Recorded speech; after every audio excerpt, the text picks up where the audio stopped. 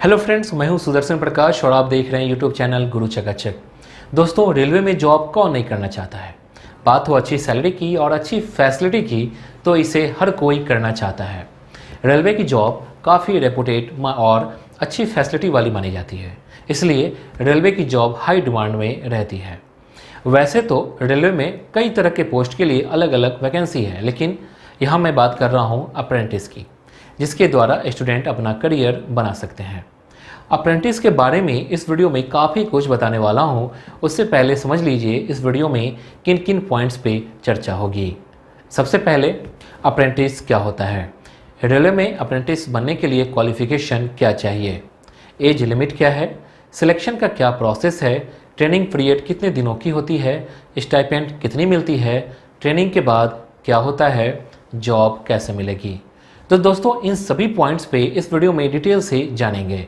तो चलिए शुरू करते हैं। सबसे पहले जानते हैं अप्रेंटिस क्या होता है। दोस्तों, अप्रेंटिस का मतलब होता है प्रशिक्षु, यानी जब आप किसी चीज़ की ट्रेनिंग के प्रोसेस में रहते हैं या किसी काम को कैसे करना है यह सीखते हुए रहते हैं तो आप प्रशिक्षु यानी अप्रेंटिस कहलाते हैं। रेलवे ने अपने यहाँ अप्रेंटिस की सिलेक्शन के लिए कुछ क्वालिफिकेशन निर्धारित किया हुआ है, जिसके द्वारा ही अप्रेंटिस का सिलेक्शन होता है। अब जानते हैं रेलवे में अप्रेंटिस बनने के लिए क्वालिफिकेशन क्या चाहिए। दोस्तों, इसके लिए जो क्वालिफिकेशन निर्धारित की गई है वह है किसी भी रिकॉग्नाइज्ड बोर्ड से कैंडिडेट को कम से कम 50% एग्रीगेट मार्क्स के साथ 10th पास होना चाहिए। साथ ही NCVT या SCVT द्वारा मान्यता प्राप्त संस्थान से संबंधित स्ट्रीम में ITI का सर्टिफिकेट भी होना चाहिए, तभी आप इसके लिए योग्य हो सकते हैं और इसका फॉर्म भर सकते हैं। नेक्स्ट है, एज लिमिट क्या है।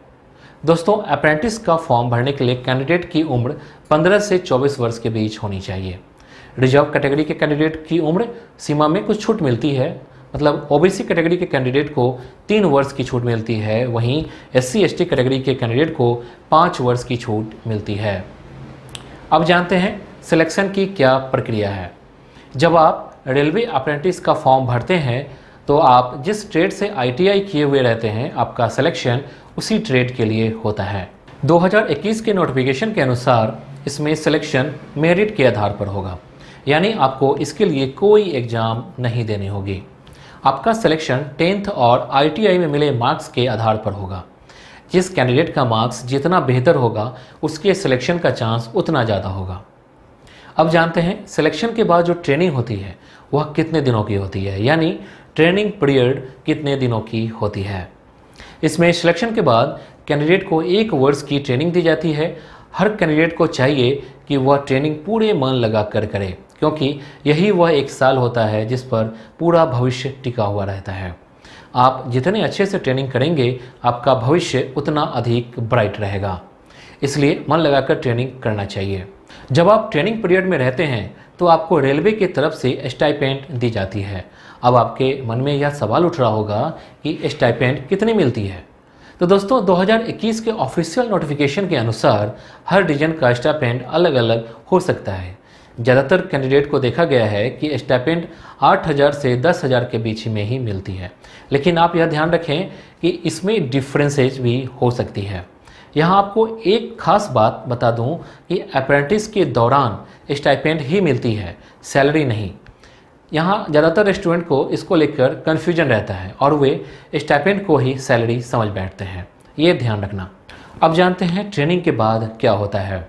दोस्तों, जब आपकी ट्रेनिंग कंप्लीट हो जाती है तब आपकी एग्ज़ाम ली जाती है। एग्ज़ाम क्वालिफाई करने के बाद आपको रेलवे की तरफ से एक सर्टिफिकेट दी जाती है, जिसे नेशनल अप्रेंटिसशिप सर्टिफिकेट मतलब NAC कहते हैं, जिसके बाद रेलवे में आपकी जॉब की राह आसान हो जाती है। तो चलिए जान लेते हैं जॉब कैसे मिलेगी। दोस्तों, जब आप सर्टिफिकेट प्राप्त कर लेते हैं तो आपको रेलवे की ग्रुप D की एग्ज़ाम में 20% की वेटेज मिलती है, यानी ग्रुप D में आपकी सिलेक्शन की राह आसान हो जाती है और आप रेलवे की जॉब को हासिल कर पाते हैं। तो दोस्तों, ये था अप्रेंटिस कैसे बने के बारे में। उम्मीद करता हूँ कि ये वीडियो आपको पसंद आई होगी। पसंद आई तो वीडियो को लाइक कीजिए और चैनल को सब्सक्राइब कीजिए। Thank you.